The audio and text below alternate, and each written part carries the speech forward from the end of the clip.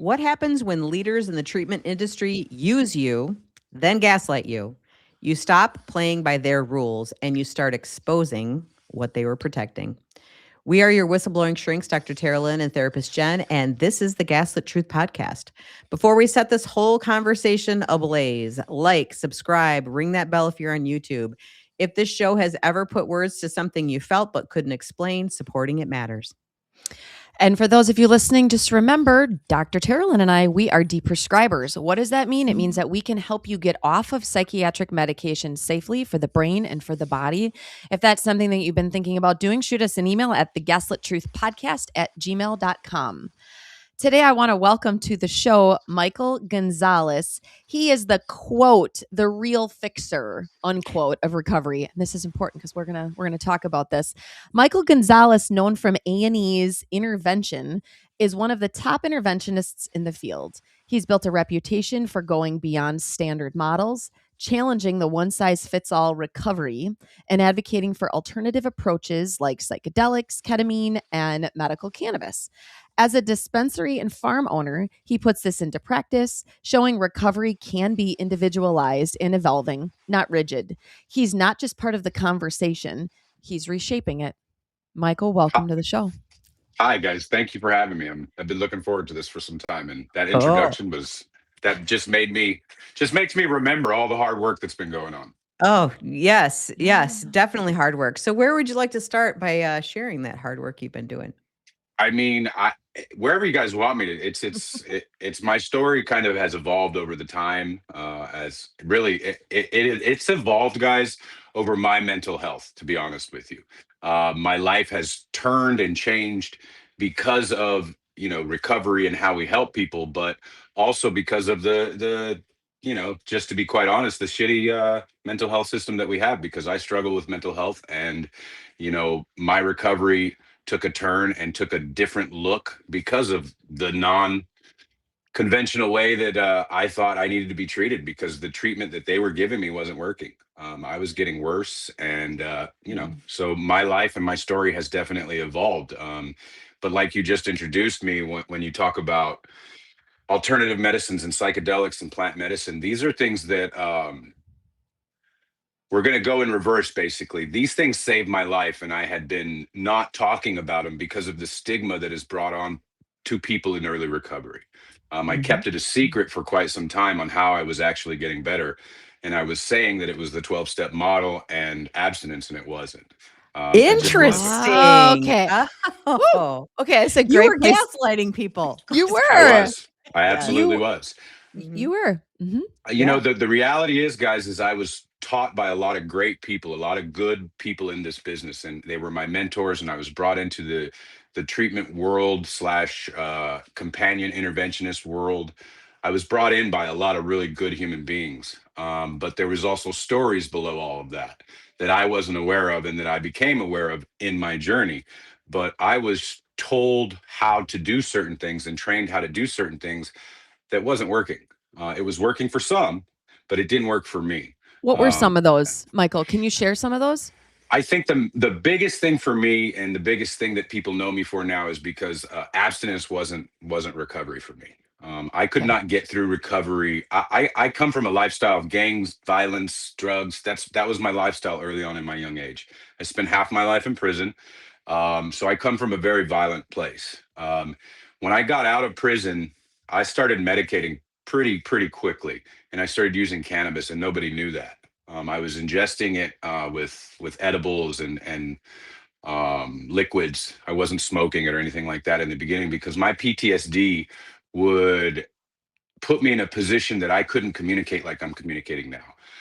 I got thrown into life as soon as I got out of prison. And I had this gift, but I didn't know it. But I got thrown into the AA community, and I was automatically a leader, the 12-step recovery community. And I did not know how to navigate that. When my PTSD would show its, I don't like to call it an ugly face. When it would show itself, I just couldn't function. I come from a place where violence fixed everything, not communication. And so me having to communicate like we're doing now, I didn't do that very well. And I could not do that without cannabis. That's just the truth. They put me on a lot of medications in the beginning when I became a free civilian, and those medications slowed me down, clouded me up. I would have a lot of mood up and down of not anger, depression just would set in so heavy.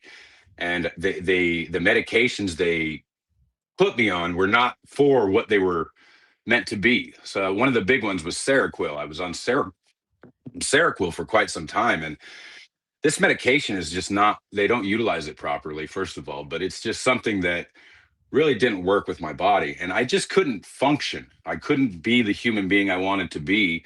And I was learning as well. And it wasn't working for me. But I was pounded by the people that I looked up to in this industry. You've got to do it this way. You've got to do it this. You got to do A, B, and C. Abstinence is the only way. And it just really messed my brain up. But I trudged this road, and I gained this reputation, and I gained this following, and I did a lot of good work. I'm not saying that I didn't, but it was under false pretenses. You know, it was under false things. It wasn't who I was. I was keeping a secret from the community. And it really impacted me. It just did. It impacted the way I felt about myself. But I watched what was going on in the treatment business, in the helping business, in the business of where we're trying to help people. And I just wasn't being authentic, and it didn't sit well with me. So when I did finally, come out about how I was getting through all of this. Now, mind you guys, I did therapy. I still do therapy, and I still do all the things that we should do. But I also needed to get to the other side of certain things, and I couldn't get that with just regular talk therapy and being medicated with SSRIs that just had no business in my system. They just didn't. I was treated just like everybody is the same, and we're not the same. And I understand the stigma behind some of the things that I advocate for, but I also understand that given that if you do a good workup of clients and you do a good biopsychosocial on people, you do it properly and you get the information, you can help people tremendously, way more than you could ever with just abstinence and SRIs. If you do it correctly, the ability we have is beyond most people's understanding. Right. It just is. And again, I'm going backwards and all over the place, but for me, when I came clean about using alternative medicines, I felt the impact for myself immediately, but I also felt the impact immediately for the people that I'm around and who follow me, so to speak. It brought relief because people have been wanting to say this for a long time, but everybody has the fear of money and property and prestige. They don't want to lose their careers. They don't want to lose the sources of income. I didn't want to lose my soul. That's the biggest thing is I fought to get back to life and become a human being. So I was very adamant about coming clean and letting people understand that we don't have to live like this anymore. Not everybody has to agree with us. Now that's okay. Everybody has their opinion and that's okay. But my way of doing things and my recovery and making sure that I'm healthy, it may not work for other people, but it may work for other people. And to be open-minded and understand that we can go on that path, and shouting from the rooftops about what's going on in the industry actually it's needed. We're not telling on people, we're waking people up, because to be honest, we are put in a position to help people, right? Like it's our jobs. We're supposed to save lives. Let's be honest and clear about it. That is our job. We are here to save their lives. Okay. Not because we're God or anything. We are there to save their lives so we have to go to any lengths necessary to do that. And we have to be open to think about the alternatives of how we help people. I use myself as the guinea pig at the end of the day, and it's working and still working for me today. I'm not on any SRIs today. Nothing. Zero. I don't even like to take Tylenol, but I have to because I'm getting older. and I don't do drugs. So this is something that I take. But I also don't, guys, I don't consider marijuana a drug. I don't consider psychedelics as a drug. I just don't, and that's okay if people disagree with me. That's okay. I want to insert something here. To all of the haters that are out there, the Gaslit Truth Podcast from a episode that we put out the first week of May. It was we talked about marijuana, Michael. Okay. A lot of the episode, we had an expert come on and talk about some of the like neurological problems that can happen from he talked a lot about the synthetic levels of marijuana. Okay. And what's being created now. And it's like we pissed off the entire world by doing this and having this episode. So I'm inserting a little plug here for Terry and I right now, because our entire premise of the Gaslit Truth podcast is to fucking let yourself get curious about all sides of something. All of it. And if we have one expert that comes on and talks about some of the dangers of that, we've got another expert sitting in front of us here today who's going to talk about how this works and it helps people. That's right. And those two truths can exist in the same fucking world, guys. That's right. I just want to say that. I just, because of what you're saying, I just want to insert this.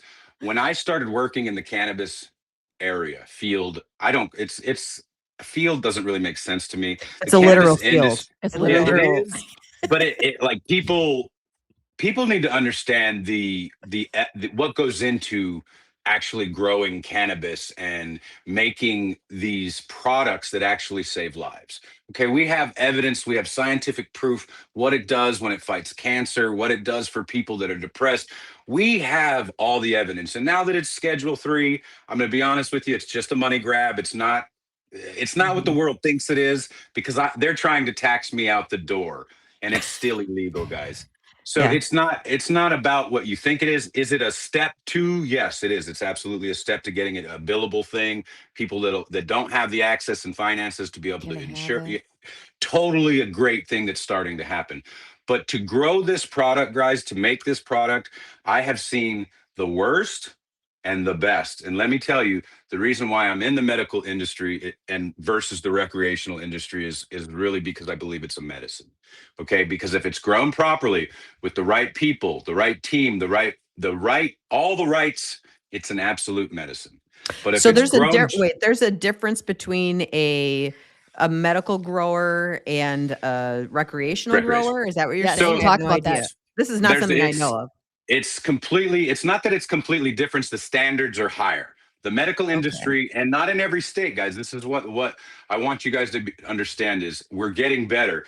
But medical is medical grade. It's supposed to be better. It's supposed to be stringent. It's supposed to have rules. You're supposed to have A, B, and C that you must do to get this out to the patients, not clients, patients. That's what they're considered. They're considered patients. They have to have a doctor's approval to get this license to be able to get this medicine. So the standards are higher, and the goal is to get this industry to a place where it's treated as such. But if you're not growing it properly, if you're cutting every corner and you're using all the chemicals, it's just like all the rest of the bullshit. That's it. It's going to kill you. It's going to cause cancer. It's going to cause all these things that you don't want it to do. So you have to know where you're getting it from. You have to be able to understand who your vendors are, who the growers are, who you're getting it from. It's just like knowing who your doctor is. If you have a good doctor, you know when you have a good doctor. When you have a great therapist, you know you got a great therapist. Yeah. It's no different, guys. The recreation industry, the laws they're a little bit less. It's more for the party time, like go have a beer. It's very similar to that. So that is why I got into the medical cannabis, because first it saved my life, guys, but I also seen what it does for other people. I am probably one of the only interventionists that will openly talk about this, first of all, and using other alternative medicine to get my clients to the next phase of their recovery, whether it was to get them to detox, treatment, whatever it was. I utilized cannabis. And people hate it. They hate that I'm saying this, and they hate it. But the truth of the matter is, when you got a heroin addict that's been shooting heroin for 30 freaking years, okay, 30 years, and you give him some RSO and you get him off of that heroin habit to the next phase of his recovery, you have succeeded. You have saved a life, and you have done it without all these other chemicals that they become addicted to, okay? And they get past the part where they're shooting needles into their arm and ruining their lives. Yeah. That's a win in my book. See, abstinence and 12-step recovery doesn't agree with me, and that's okay, because I'm not in it to be cool or hip. I'm in it to save lives. And if I have to use something to get somebody to the other side, that's what I'm willing to do, because the evidence is there that it works. Would you it's not just consider? my word. Yeah. Would you consider this harm reduction model, or do you not even consider it Absolutely. that? That's what I was.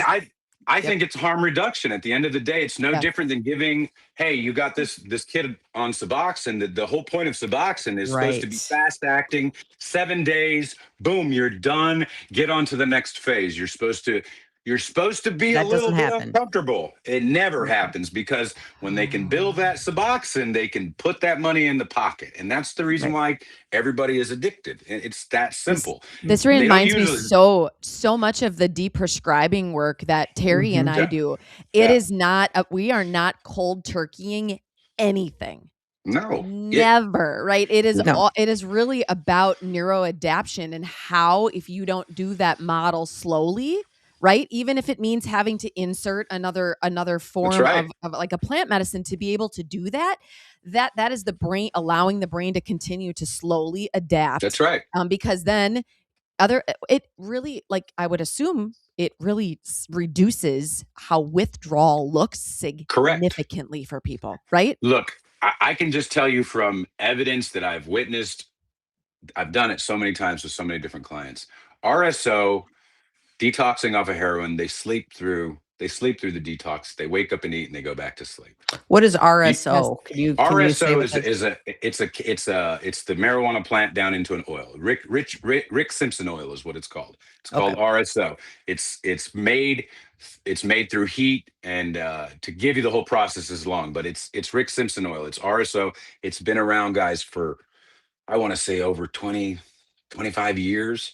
And it's Mhm. been saving people's lives. There's many of articles out there. People started taking RSO and they no longer have cancer. And I know that they don't want to, nobody wants to hear that. You cured cancer, but the evidence is there. The articles are there. The people are talking about it. Yeah. It's all right there. And these tinctures of oil, it's powerful tetrahydrocannabinol. That's what it is. It's THC. It's the most powerful concentrated form of marijuana.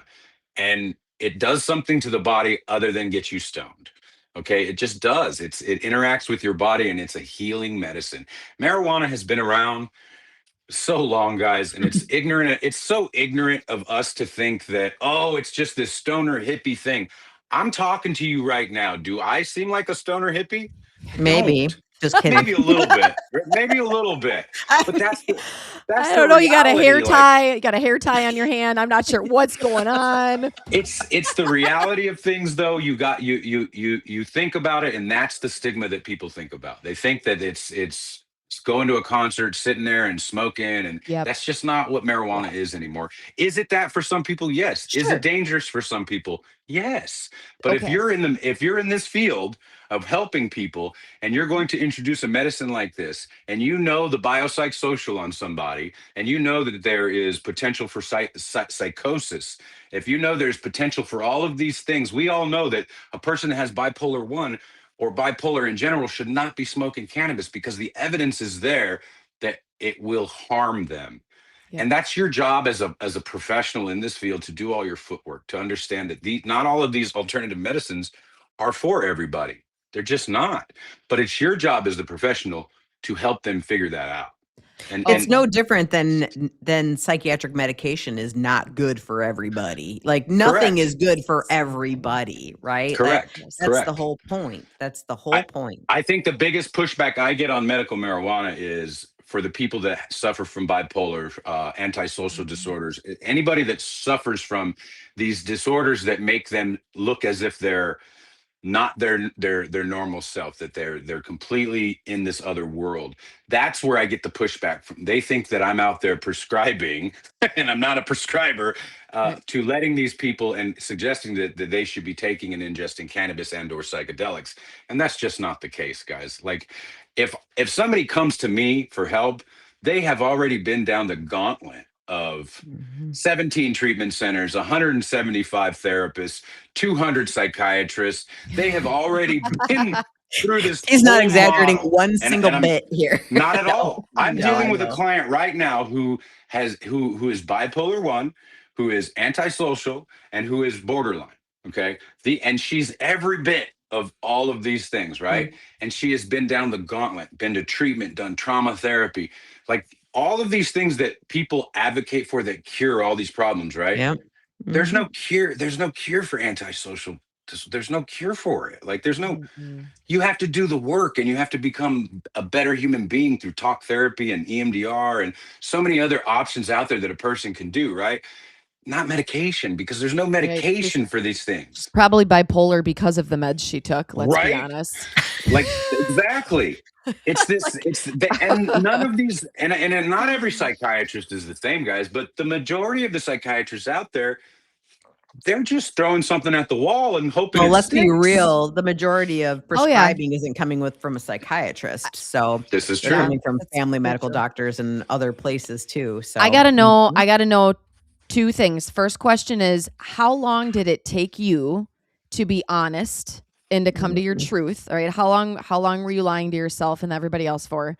And I want you to talk about how you used plant-based medicine for yourself. Okay, so I think it was 2-3 years ago, I came out on my dear friend Patrick King's podcast. I came out on his podcast. Was that before or after intervention that you were on the show? This is after intervention. After. I was medicating, and I was medicating guys throughout my journey on intervention show. Well, we're going to talk about that. Mm-hmm. And I've talked about it before. It's why I'm able to do what I do.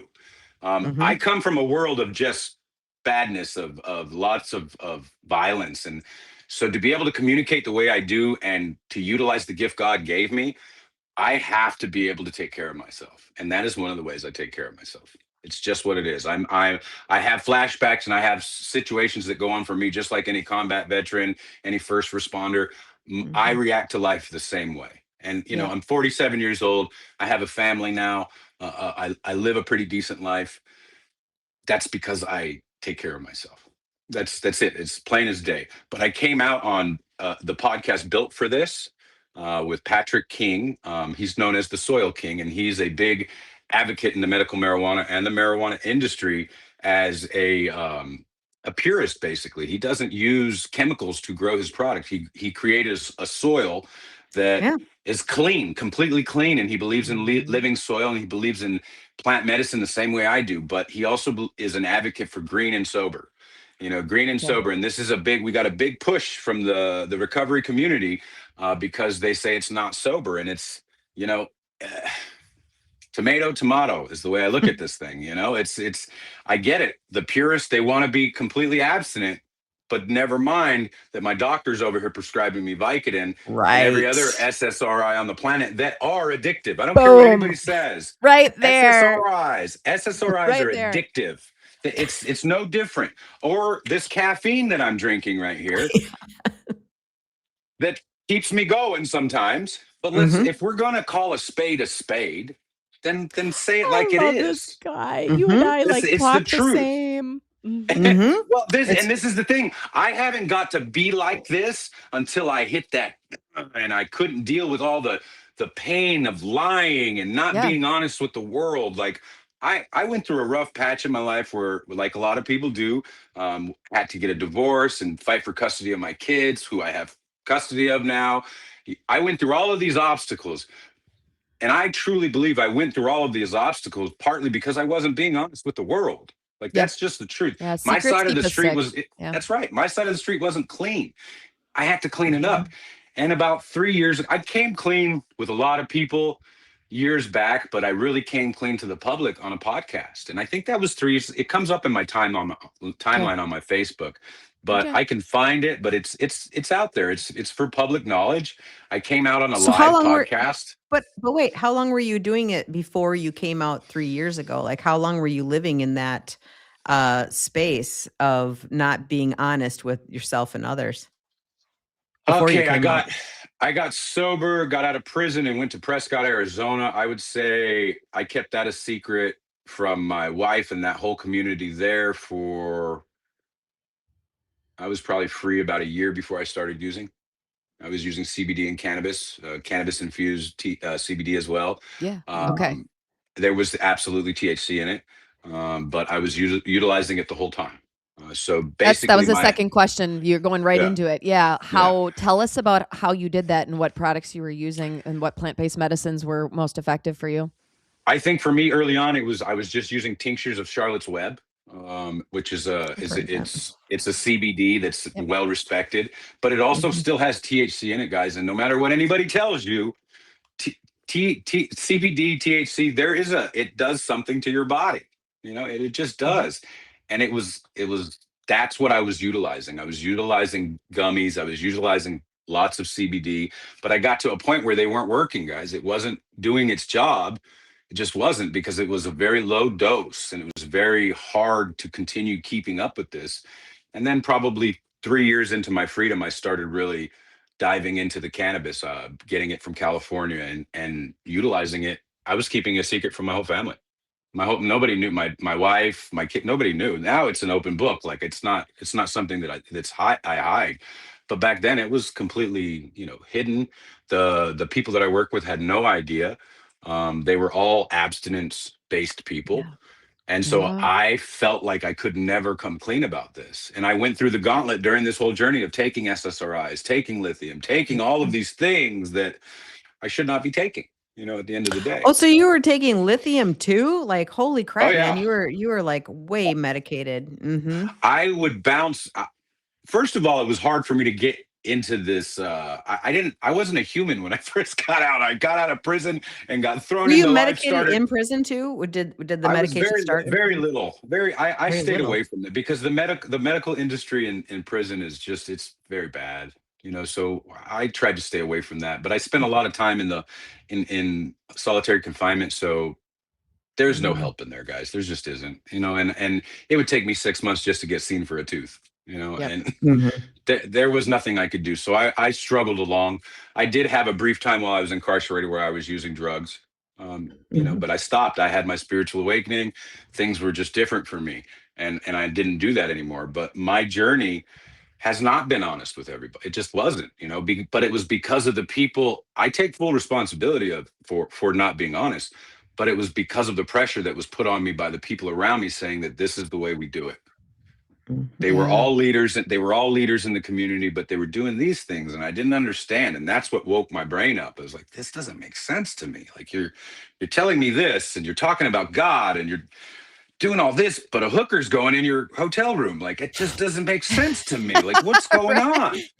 These are the things that just didn't make sense to me, but I struggled along and I made a name for myself, and I did live in fear. I can't tell everybody the truth. Look at all the good that's going on. I can't tell these people the truth.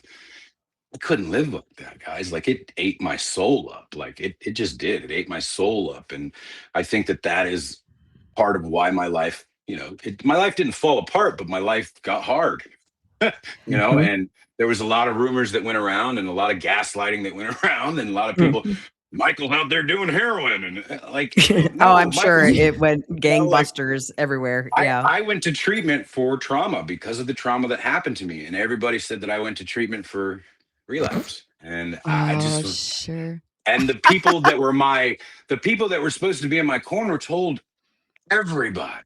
And, and then it's just like, you guys know me. Why didn't you come to me and ask me? But that's the stuff that I struggled with, is like, these were supposed to be these were my people. Your These were people. all my friends. And this was what my life was built around. And they all turned on me. They all turned on me and threw me away because I had a different opinion than them. It wasn't an opinion that I was out there. There was lots of lies and rumors being said, but I wasn't out there doing anything that they were saying that I was doing. But the fact of the matter is they do that to everybody. They do not just the people that work in the industry. They do this to clients. They sell them this false sense of security, this line of bullshit. That's what they do to get that paycheck. And then these people go out and die. That's the consequence for how we're helping people. People die. That we're here to save their lives, and then you lie to them and tell them you got to do this, and this, and you're going to be okay. Get up, hit your knees, pray, do this, and don't do this, and you're going to be fine. And now they're dead.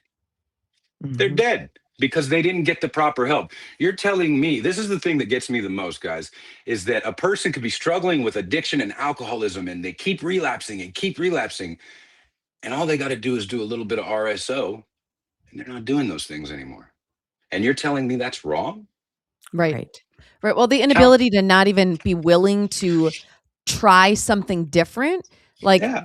that I think Not is, even the try part, Jen. It's the inability to have a conversation like we're The having. conversation. yeah, Mhm. yes. It but and it does require, Michael, for professionals to be able to do that. It does require that they kind of take what they have been indoctrined into learning and That's set that right. shit aside. Like it That's actually right. Like Jen and I. requires Just like you Jen and I. have Yeah. to be able to you have to humble yourself as a professional long enough to go, what if I learned is a thing but not the thing? That's right.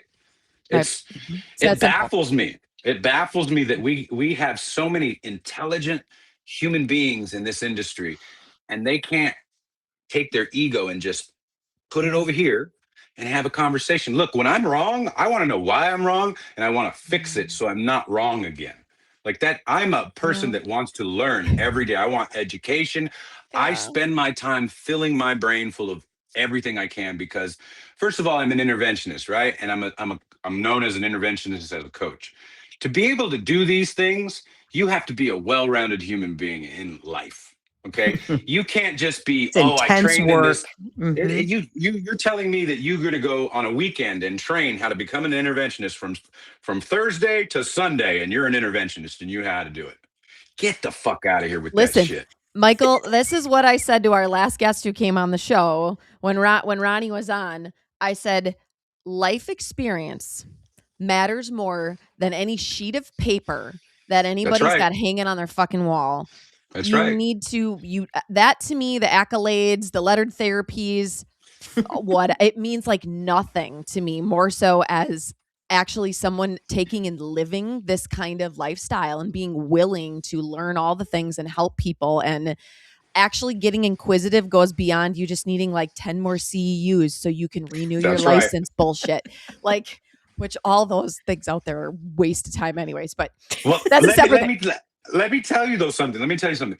The credentials that I got, right? CIP, AIS, crisis intervention, right? Crisis intervention was probably the best one out of all of them. The training that I did for crisis intervention, that was actually a thing that I got a lot of knowledge out of that. But the other two, and I think I have some other ones. They're all and people are going to hate that I say this right now, and I'm probably Say going to it. get a message. They're going to be, "What? How dare you?" Please bring on the It's messages. Yeah. bullshit. It's a paid. It's you pay a company who is for profit. Yeah. You pay them this Mhm. money for them to tell you you are now a certified intervention professional. Mm-hmm. My hours to become a CIP, right? I was supposed to do thousands of hours, right? Sure, I did some of these hours. Sure, I did. But all the rest was fraudulent. The person that signed off on this signed off on something from somebody. I have 1 semester of college, guys. My whole career is life experience and Yep. mentors and being in Yep. the gutter with people and understanding Yep. how to get them out of I didn't learn that in the classroom. I didn't learn that from somebody teaching me that.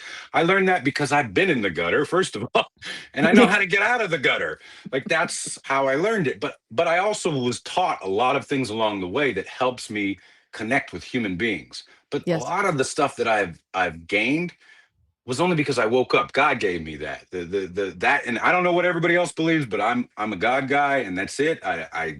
He pulled me out and taught me a few things, and that's where my letters behind my name are. This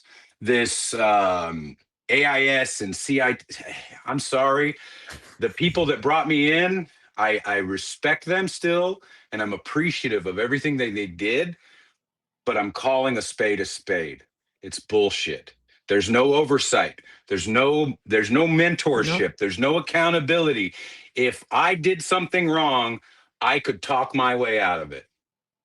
Hands down. There's nothing that anybody can do. Nothing. Yeah. You can talk all the shit you want and you can try to blackball me from the industry, but the truth of the matter is there's nothing you can do because this is a bought and paid for certificate. And That's the only right. people that are benefiting from it are the people that who created it and where the checks are being deposited. Those are the people that are getting the money. That's it. It's about money. It's not about anything else. I'm sorry. It just isn't. And I respect a lot of the people that have these letters. I do. I respect a lot of these people, but I'm also I'm real. Like it's bullshit. Like, that's it. It's bullshit. And the harsh words, whatever, if you're too afraid to say that, then you got too many skeletons in your closet and you're too worried about that paycheck. That's what you're too worried about. You're worried about being blackballed from the industry who's cutting your check. And I'm not worried about that. I'm just not. God put me here for purpose, and I'm going to continue to do this work the right way. And that's it. If there is a way that I can get a respected letters behind my name done the right way with oversight, then I'll do it. But there isn't one right now. There's just not. Yes. There's not. That's Like, such a good statement. there's nothing. So It's Can very you- true. Can you walk us through how you got on the show from A&E Intervention? Can you share with us that? Mm-hmm. the first time I was on the show, I was a companion. I was just the guy that picked him up in the van. And I took him from point A to point B. Maybe. And I got pulled into that. Why did I get pulled into that? I got pulled into that just from a friend in the industry who knew somebody. It was for the former company that I worked for, Sober Escorts Inc. That's how I got the first gig on Intervention. I was the companion. So there was no real nothing behind it. I was just the guy driving the van. That's how I got introduced. Your cameo. That was my cameo. Mm-hmm. There you go. But how I was pulled into the store, to the actual show, I'm sure Ken Seeley had a lot to do with it. He's my dear friend. I love Ken. A lot of people have a lot of different things to say about the man. I love Ken. He's a great guy. He's helped thousands of people. He's never been one to shy away from tough topics like this. He's got all those credentialing and letters, and he knows how I feel about it. And we're still friends. At the end of the day, we have stayed friends, but he definitely had a part to play in that. I think John West probably had a part to play in it too, but it came down from me sharing my story. That's how I got on this show. Somebody heard my story in a room. They told me, go tell my story over here. I went to the studios. I told my story, and that was it. Now, but the story you told though was a false story, right? But the back end of it was part of it was real. Obviously, part of it was real, right, but I was not transparent with them about my not being abstinent. Okay, right, Yes. yeah, Mhm. okay. Yeah. Was that a question? I mean, were they asking if you? No. So No. it was kind of like actually, omission. It was omitting it. maybe it was so long ago. Maybe they did ask me. But I don't know. Did I flat out lie? Well, of course, I'm lying about the whole thing. Like, at the end of the day, it's a lie. It's unfortunate. The more I think, it's like, damn, that sucks, because it would have been more interesting and better if they would have known the truth. Which is funny, isn't it? That's the is. irony of the whole lie, isn't it? It probably would have been better if it was just the truth, but there is so much shame and guilt and all of it wrapped in there that we couldn't see that part, right? Not my circle of people had drilled in me, guys, that abstinence and 12-step recovery was the only reason why I was. It's the only reason why I was free. It was the only reason why God loved me again. And like, never mind all the hard work I did. Never mind that. Like, let's just put it all on prayer and being abstinent. And that's why you succeeded, Michael. No, it's not. It's not why I succeeded. So I got in this industry really simply. Let me. I can just keep talking, guys. But how I got into this treatment world, my sponsor at the time, Jimmy Rizzo.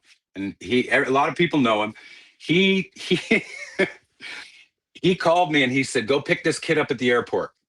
Right? I'm still on parole, guys. I'm on parole. I'm not allowed to leave the state. I'm in Arizona. Let alone hang out at an airport like that, like questionably. Like, I'm not supposed to be there. But my sponsor tells me, he says, Michael, go pick this guy up at the airport. He left AMA from a treatment center, and I'm already, in the recovery community. I'm trying to do my best. He says, go pick this guy up. Go tell him how you got sober. Go get a hotel, take him to meetings. That's how I got introduced to the treatment business. I went there. I picked this guy up at the airport. He had no ID. He AMA'd from a treatment center. He probably had no business being in a treatment center yet, but he was.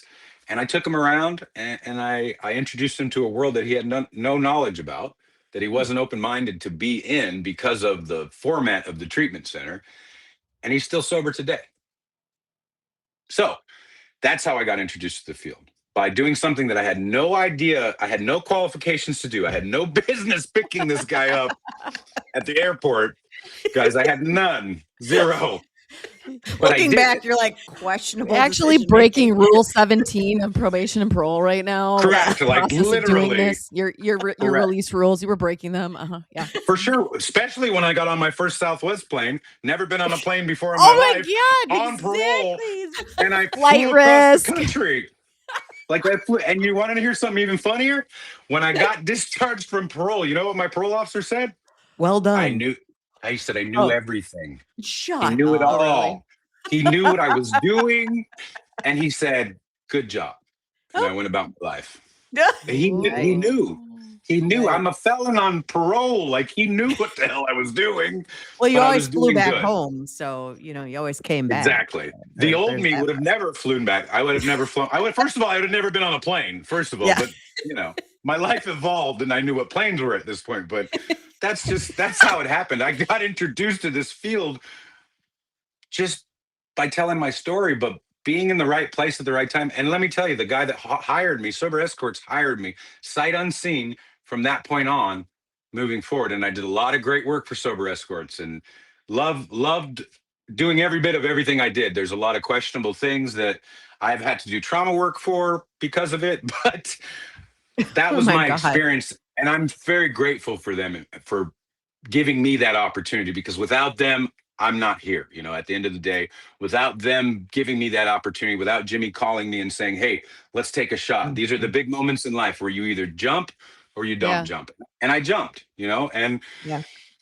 I a lot of good things happen, but a lot of bad things happen, guys. Michael, Well, speaking of that, I want to get back to the show part, because I want you to talk about, because we address this. So Michael and I know each other a little bit, and we were kind of talking about this before. And there's some problems with the show that you uncovered. And I would like to talk about that, because I also have an experience with the show that I would also like to bring forward in that conversation. So could you share with us like what happened and what some of the issues became? I think what you realized? for me, it was the morale, like morals. I got morals in how I help people, and the way they were helping and exploiting people. Early on, I was intrigued by it all. Well, yeah, let's take this moment, and I'm gonna help people, and it's gonna help me. But the problem I had is we exploited the shit out of people, and by any means necessary, we got them on camera, and by any means necessary, I don't think, and I'm going to speak for me. I don't think it was our best interest. We didn't have the client's best interest at hand ever. Ever. I think maybe early on we did when I first started, but in every season and every show that there was always this outside drama, and it never was about actually helping the client. It was about sensationalizing the TV show and exploiting the client. Sending them to treatment centers. That was the biggest thing that I also had a problem with, was sending them to treatment centers that had no business being a part of this client's treatment. We sent them to treatment centers that were just willing to give a ride because they got publicity. And a lot of these treatment centers that we sent them to had a lot of bad stuff following them, and we still did it anyway. And that's the unfortunate part. How many seasons were you part of the show? Man, I think my first actual season was the Heroin Triangle, where we were in Atlanta. I don't know, quite a few. I never officially quit. I never officially. I just kind of. He's just on hiatus. I went away, guys, because it didn't line up. My last episode was with. God, you put me on the spot. Now I can't remember this lady's name. I helped her nieces. She's a famous. What is she? She's a famous person. I don't know what she's famous for, but she married some rap stars, and I didn't understand the show. Sounds like a legit story right now. Yeah. That's where my whole I really let it go, guys, was in that episode, because her album was debuting, and Intervention was doing bad, and so they needed the publicity, and it lined up, and they did a show about her. And I didn't like that. And they wanted me to just kind of show them how I actually help people. And so they followed me around a lot in that episode. And a lot of people loved it, but I hated it. I hated every bit of it, because it wasn't about me. It was about Amber. That's her name, Amber. The show was about Amber Rose. It wasn't about what we were doing. And that's the biggest thing I have. And God bless Amber Rose and everything that she's done in her life and how she tried to help her nieces. I love that. That's great. But it was at the cost of me and her nieces and actually what we were there to do. You know, and Yeah. that's just wrong. And Yeah. I had to do it. I didn't have to do it. I didn't have to do it, but I did it. And that's where my relationship with the show just completely went kaput, because it was all leading up to that. It was all the same similar shit. The people that helped me, the cameramen and all them, those people are all great. They Mm-hmm. really are. But the writers and the people that are actually in the nuts and bolts of the show, they really want you to act. Yeah. And I'm not an actor. Yeah, I mean, is it a scripted show? I mean, is it sort of scripted? Is it unscripted? It's sort of what's the- scripted. They try to get you to say certain things a certain way, and then when you look at the videos of it, you can tell when that's not what Michael would say. Like, that doesn't even sound like him. That's what it is. And when it was more and more of that, I didn't like it. But when we were in the streets actually helping people, like, I loved it. It was great. You know, we were helping. But as my life and my journey shifted, it didn't line up with my morals and my integrity. I was like, God, I'm over here exploiting these people, and what for what? Like, they always went to treatment. Great. Most of them stayed, but like, for what? It wasn't good. There was no good that came of it. More stress came of it, a lot of shame. It wasn't really how I helped people. You know, I don't give people ultimatums. I don't show up at their door and say, well, this is the way you're going to do it, and that's it. Like, that's not how I help people. Some people, there's a certain process of that, but that's not how I help people. That's not what intervention actually is. You know, that's not what recovery means. Recovery is a pretty simple word, and we dilute it and change the meaning and do all kinds of shit to that word. But recovery is just to get better, right? It's just to be better than you were yesterday. That, at the end of the day, that's what it is. And we have put so many constraints about what that means. Like, It's in a box thing.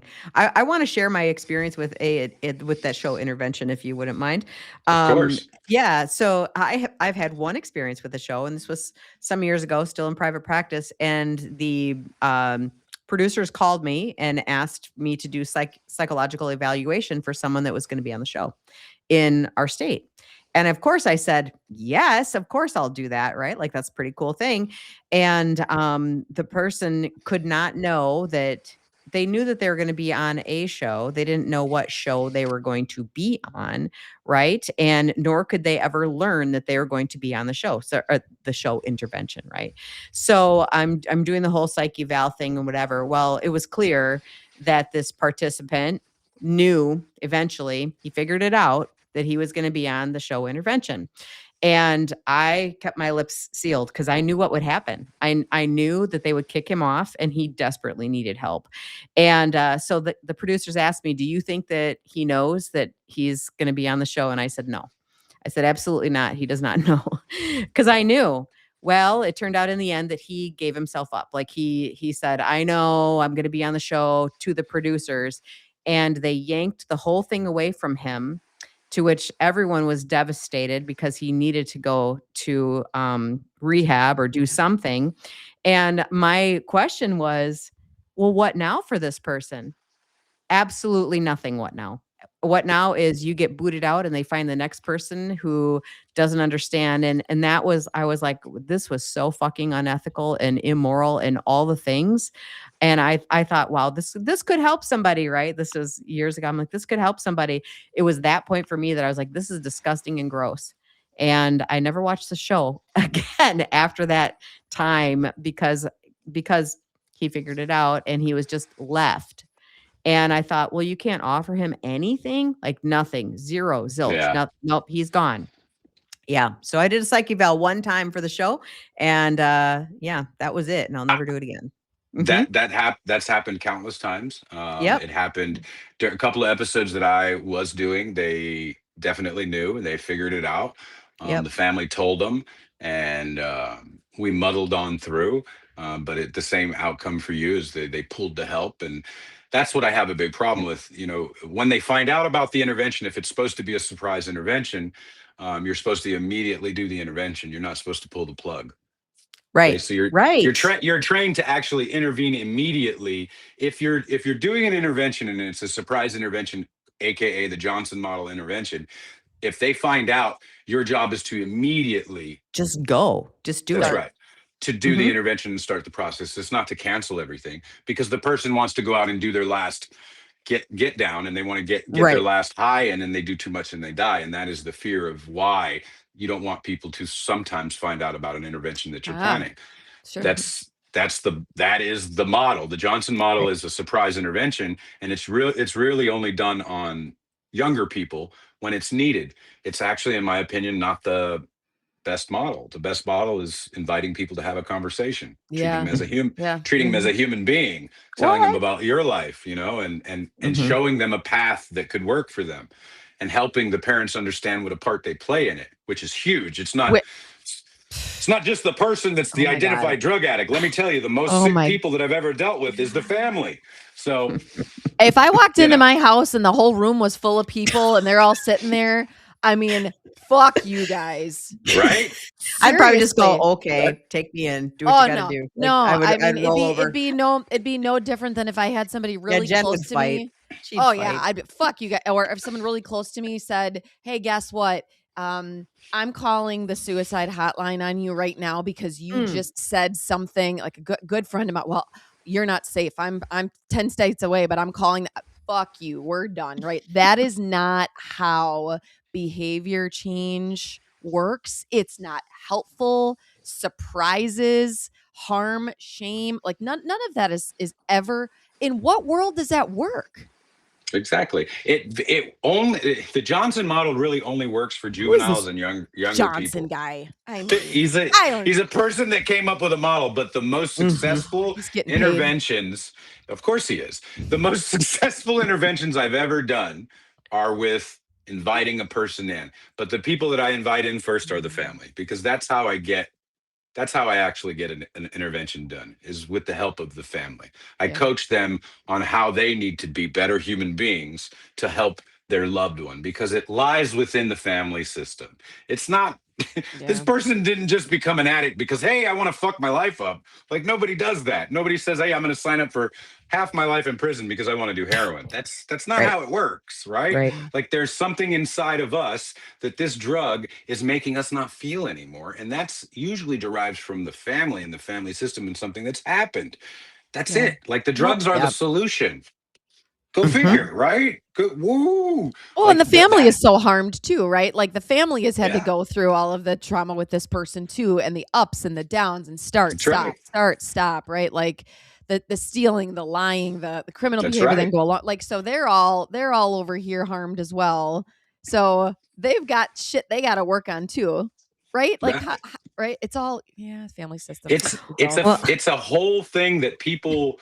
We don't just show up in on the first day, coach the families, and then the next day do the intervention. They portray it like that, but there's weeks in advance that we are prepping to help these people. It's not, and anybody that just shows up on your doorstep, preps you one fucking day, and then goes and does the intervention, run away from them. Run far away from them. Jen, fuck you, I'm out. Because that's not how you help people. No. The majority of the work I do, guys, is free. I spend so much time helping people prior to even ever getting paid and doing a job, because that's part of the process. Like, that's how you help people. And if you go into this, well, day one we're doing this and day two we're doing this, and I'm sorry, that's for the birds. That doesn't work. That's for television. It's a TV show. Haven't you done some pretty stealth shit too? Like, don't you? Yeah, can you talk about that real quick? Which one? I mean, I've done a lot of crazy different things. He's got 5 minutes. We got to pick the big ones. Yep. Well, what are you talking about here, Terry? Be more specific. Which one specific would you like to talk about, Terry? Like, I don't have a specific one. I've just heard that you're pretty stealthy and you've done some pretty cool shit that nobody knows about. Well, the biggest thing is I've interjected myself into people's lives and learned about them and been right alongside them and been in their depths of hell while they're using, and getting to know them before they even know what I'm there for.